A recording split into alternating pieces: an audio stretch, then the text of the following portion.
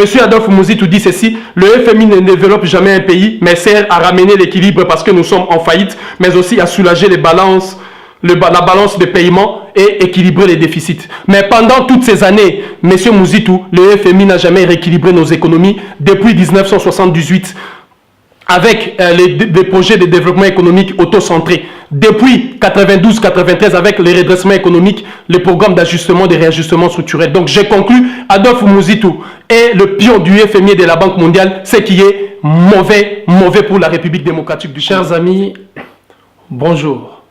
Je vous resalue encore, comme promis. Nous voici devant ces caméras, nous voici encore devant vous pour essayer de décrypter ensemble les différents candidats à l'élection présidentielle en République démocratique du Congo. Alors aujourd'hui, je viens pour vous parler du candidat de Lamuka. C'est quoi la Lamuka? Sans doute que tous les opposants de la République démocratique du Congo se sont réunis à Genève en Suisse pour essayer justement de dégager une candidature commune pour l'opposition à l'élection présidentielle en République démocratique du Congo. Et il s'en est suivi un théâtre d'où 2 candidats se sont retirés et il y a eu 5 candidats qui sont restés en lice. Et les 5 candidats, je cite, Jean-Pierre Bemba, M. Matungulu, Moïse Katumbi, M. Adolphe Mouzitou et M. Martin Fayulu, qui est le porteur de ces projets, je dirais, de la plateforme électorale. Martin Fayulu est le porteur du projet de Lamuka. Cette plateforme électorale née à Genève en Suisse. Alors, il y a à travers leur projet, si vous voulez, la mise en commun de plusieurs projets. Donc, a été mis en commun le projet présidentiel de Jean-Pierre Bemba, le projet présidentiel de Adolphe Mouzitou, le projet présidentiel de M. Matungulu, le projet présidentiel de Moïse Katumbi et le projet présidentiel de M. Martin Fayulu. Ce projet a été chiffré à 126 milliards de dollars américains. 126 milliards de dollars américains, comme je disais.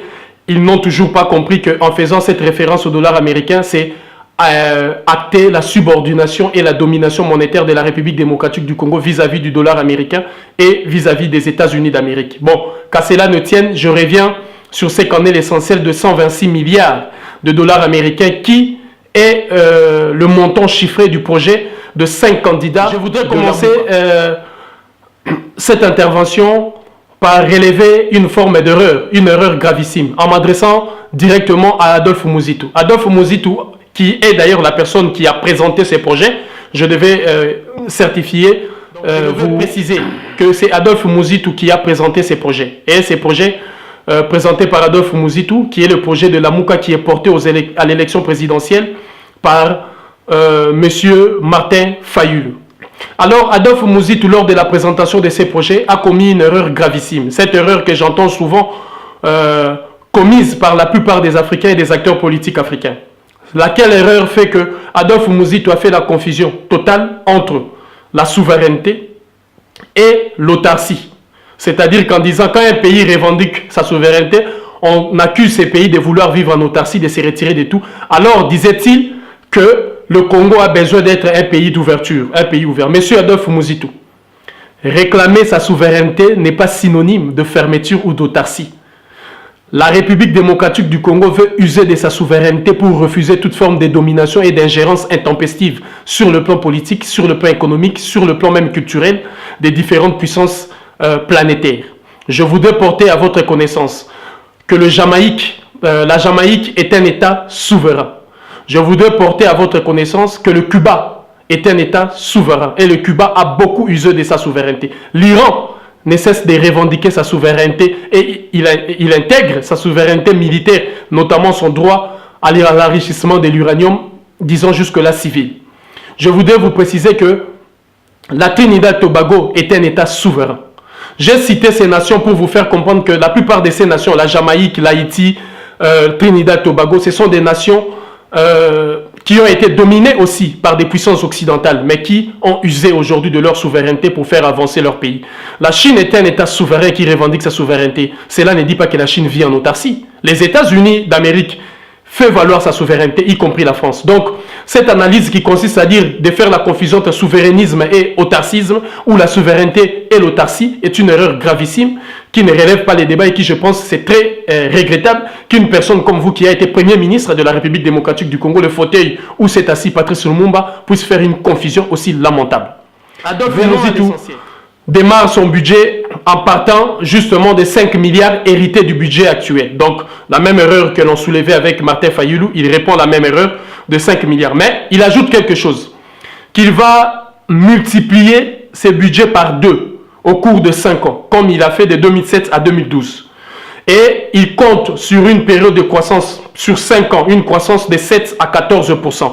Alors, ce n'est qu'en Afrique où la croissance ne respecte pas les exigences économiques, c'est-à-dire toute croissance doit provoquer l'amélioration des conditions de vie sociale du peuple en question, doit provoquer, si vous voulez, le boom de l'emploi. Mais ce qui n'a jamais été le cas avec la République démocratique du Congo, où la croissance, malgré ces chiffres de la croissance, cela ne se traduit pas dans les paniers de la ménagère ou dans la cuisine du peuple congolais qui continue à croupir dans une misère indescriptible. Alors, je ne sais pas si cette croissance est une chanson, est un slogan, ou c'est réellement une forme de donnée économique qui permet d'améliorer les conditions de vie économico-sociales de la République démocratique du Congo et du peuple congolais. Donc, M. Mouzitou, dans ses prévisions, revient, comme je le disais, ça n'étonne pas parce qu'il est de la même branche que Fayulu, parle de la pression fiscale avec une augmentation à 20%. Mais bon, il y a quelque chose qu'il faut souligner avec la pression fiscale de M. Mouzitou. Je pense qu'il a apporté une nuance dans ce qu'on décriait avec Martin Fayulu. C'est quoi la nuance? C'est que cette pression et cette augmentation fiscale va essentiellement viser, si j'ose dire, les personnalités. C'est-à-dire, il a cité des généraux, des présidents, des vice-présidents, des sénateurs qui ne payent jamais des impôts et des grandes entreprises qui, au Congo, ne payent jamais des impôts. Ça, c'est encouragé. C'est une bonne démarche s'il faut matraquer ces personnes-là, mais que cette augmentation fiscale ne se tourne pas à une forme de matraquage du peuple congolais. Donc ça, c'est un bon point pour Adolphe Mouzitou et la Mouka, c'est-à-dire pour Martin Fayulu qui porte le projet présidentiel de 5 candidats que j'ai cités plus haut. Et M. Adolphe Mouzitou parle notamment de la construction des infrastructures routières, la construction donc des routes et de chemins de fer. Et pour la condition indispensable, c'est que le partenaire, c'est le FMI. Alors, c'est là où je vous disais qu'ils sont à la solde des financiers et des impérialistes occidentaux. Parce que c'est ça, l'impérialisme et l'exploitation des pays de tiers-monde ou des pays africains n'est pas une chanson imaginaire.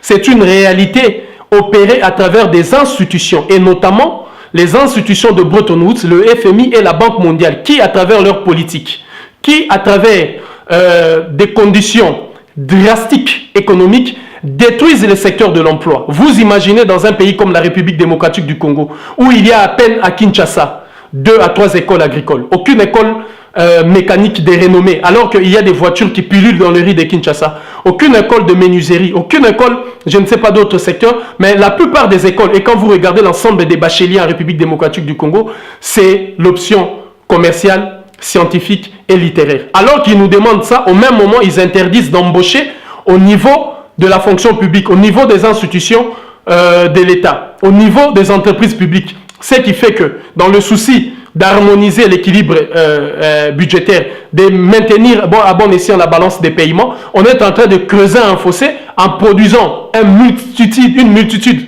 de bacheliers, mais qui au final ne trouvent pas d'emploi. Raison pour laquelle on retrouve aujourd'hui au Congo des licenciés, des gradués, des bacheliers qui n'ont pas d'emploi. Et quelle est la conséquence? C'est cette immigration de masse qui a fait que beaucoup de jeunes sont sortis et nous voyons l'hécatombe de Lampedusa. Donc les politiques drastiques des matraquages fiscaux, les politiques libérales de la droite américaine et de la droite française ne sont pas des politiques à appliquer dans nos pays. Aujourd'hui, nous voyons que l'Europe est au bord du gouffre. L'Europe est en train d'imploser, d'exploser notamment, justement à cause de ces politiques. Ce que nous, on a vécu autrefois avec ces mêmes politiques, c'est ce qui se passe en Europe, avec la Grèce, avec l'Espagne. Aujourd'hui, la France et toute l'Europe est en train d'imploser. Raison pour laquelle la Grande-Bretagne, qui a vu loin, M. Mouzitou a encore usé de sa souveraineté pour pouvoir se retirer de l'Union européenne, qui est une machine impérialo, je dirais,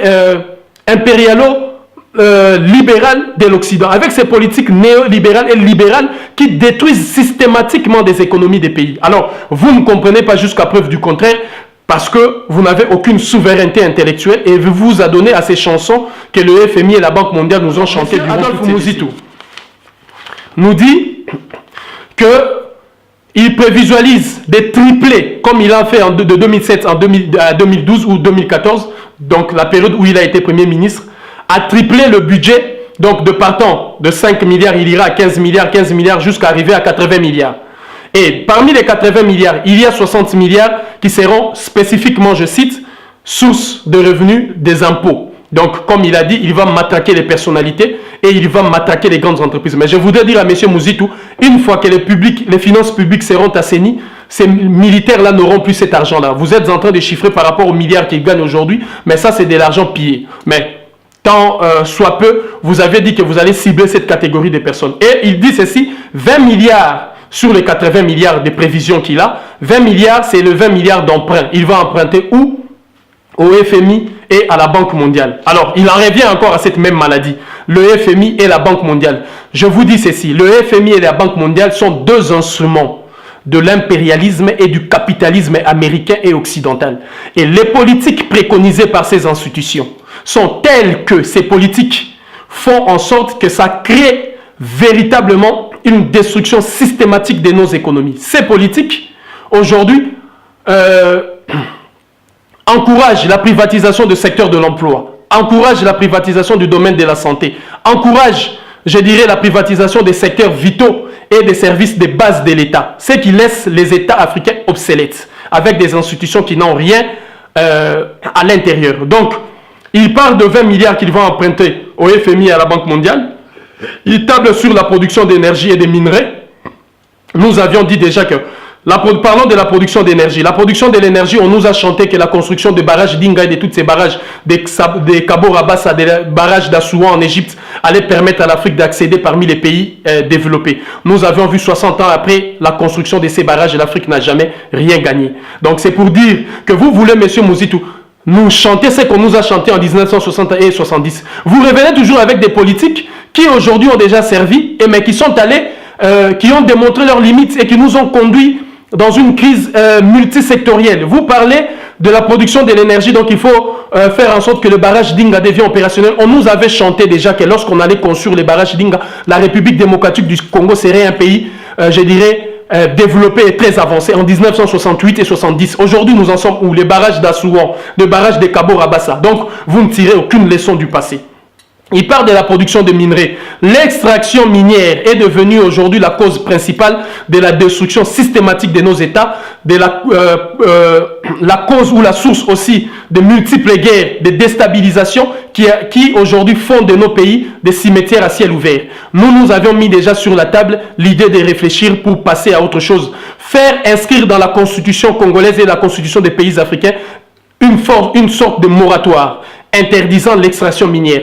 Le Salvador l'a fait. Ces pays-là avaient compris que c'est une cause des conflits, une source des conflits. Donc il faut s'en passer et diversifier notre économie. Jusqu'à preuve du contraire, vous n'êtes toujours pas capable d'aller dans Adolphe Muzitu nous parle d'une croissance qu'il fera, il va récidiver comme il a fait en 2008. Une croissance de 2007 en 2012 où il a carrément triplé, je cite, le PIB du peuple congolais. C'est-à-dire, entendons par là le produit intérieur brut. Mais je ne sais pas si nous vivons au Congo ou si nous vivons au ciel.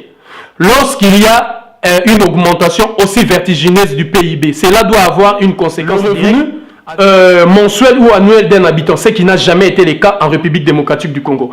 Et M. Adolphe Muzitu nous dit que dans les 20 milliards qu'il va emprunter auprès du FMI et de la Banque mondiale, il va privilégier ce qu'on appelle les endettements à taux référentiel. Comprenez par là, pour éviter l'argument que nous avions avancé, l'argument de les taux d'intérêt, qui sont vertigineuses, qui sont très profiteurs pour ces pays, les pays emprunteurs, les délais butoirs pour les remboursements. Il parle d'endettement à taux référentiel. Alors, je voudrais rappeler à M. Muzitu ceci, que l'Argentine est un pays, une illustration parfaite. Si vous regardez l'histoire de la République démocratique du Congo, elle est similaire à l'histoire de l'Argentine. Ces pays, comme tous les pays du bloc sud, les pays dits moins avancés, a subi ces mêmes résultats. Quand vous allez en Argentine et vous posez la question aux Argentins, on vous dira que l'un des plus grands crimes qui a été commis en Argentine, ce n'est pas la succession de ces multiples dictatures qui ont succédé en Argentine, mais ce sont les politiques drastiques du FMI et de la Banque mondiale qui ont occasionné aujourd'hui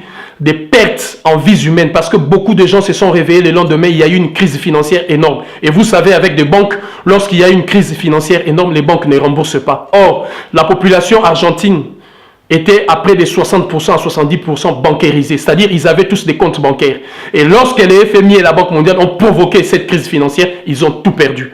Et aujourd'hui, ils avaient cherché des candidats populaires de la gauche en Argentine qui ont dit que le moment était venu pour l'Argentine de se développer. Les arguments qu'utilise Adolfo Muzitu et ses amis.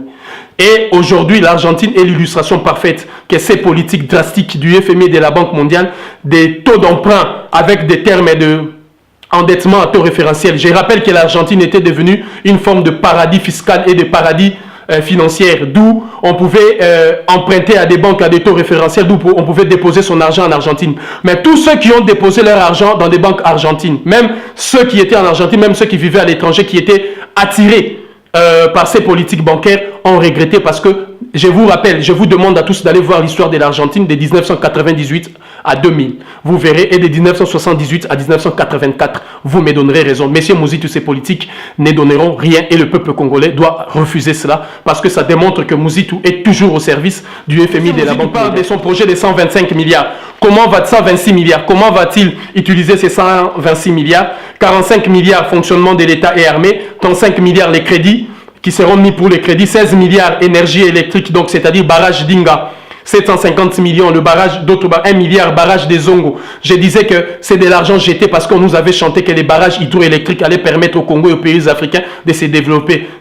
Ça n'a rien, depuis 1960 jusqu'à nos jours. 10 milliards pour faire des routes, c'est-à-dire la construction de routes et de chemins de fer. La construction des chemins de fer et les électrifier, que je signale que c'est un projet de Jean-Louis Borloo qui veut passer par certains Africains pour le faire accepter. Nous allons faire barrage et aussi c'est un projet de Bolloré. Nous ferons barrage à ces projets. Et M. Muzitu prévoit 6 milliards pour l'enseignement et l'agriculture. Voilà moi les drames des pays africains. Vous parlez de 6 milliards alors que dans le domaine de l'enseignement, il prévoit 30 milliards pour la salubrité des cités, 58 milliards donc pour la construction de toutes les infrastructures avec en prévision 1 million de ménages.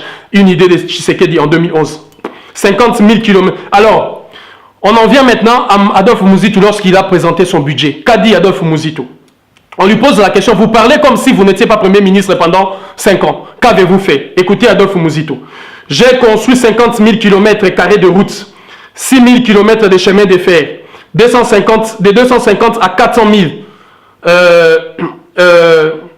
enseignants ont été payés. J'ai quadruplé aussi les salaires.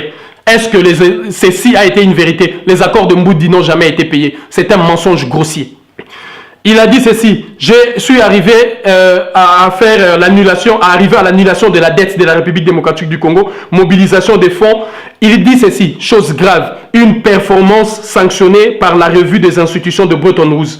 Comprenez par là, par le FMI et la Banque mondiale. Est-ce que le FMI et la Banque mondiale doivent sanctionner une performance économique? La performance économique doit se traduire par l'amélioration des conditions de vie sociale de la population, par l'amélioration des conditions de vie sanitaire, par le bien-être social du peuple congolais, ce qui n'a jamais été le cas. Le FMI, disait M. Adolfo Muzitu, le FMI ne développe pas un pays. Le FMI vient justement pour amener l'équilibre. Le FMI vient parce que nous sommes en faillite. Le FMI vient rétablir l'équilibre et l'équilibre du déficit. Le FMI vient rétablir l'équilibre de la balance de paiement. Monsieur Muzitu, c'est un mensonge. Depuis les années 78-80, rappelez-vous, les programmes de développement économique auto-centrés, ça n'a jamais été le cas. Le FMI n'a jamais ramené l'équilibre, ni soulagé les déficits, ni la balance du paiement. Encore moins la balance commerciale de nos États. Monsieur Muzitu, en 1990, 91, 92, 93, ni t'étais nos mamans.